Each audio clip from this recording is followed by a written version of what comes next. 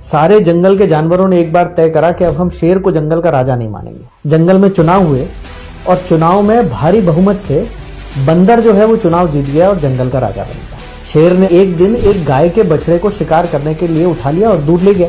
अब गाय क्या करती, तो अपने राजा यानी बंदर के पास दौड़ी दौड़ी आई और बंदर से बोली कि राजा राजा देखो, वो शेर मेरे बछड़े को उठाकर ले गया है।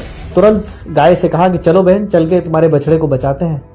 बंदर जो जंगल का राजा था वो वहां पहुंचा और पहुंचकर खूब देर तक इस पेड़ से उस पेड़, उस पेड़ से इस पेड़, इस पेड़ से उस पेड़ कूदता रहा। थोड़ी देर बाद गाय ने बंदर से कहा कि राजा, नीचे मेरा बछड़ा मर रहा है और तुम ऊपर पेड़ों पे छलांग लगा रहे हो, ये क्या है?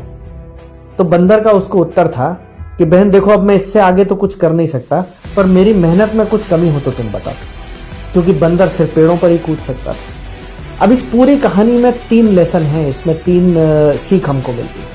अगर बंदर है तो हमारी सीख ये है कि मेहनत ऐसी होनी चाहिए जिसका कि कुछ परिणाम नहीं। अगर गाय है तो सीख ये होनी चाहिए कि उससे मांगो जो तुम्हें कुछ दे सके।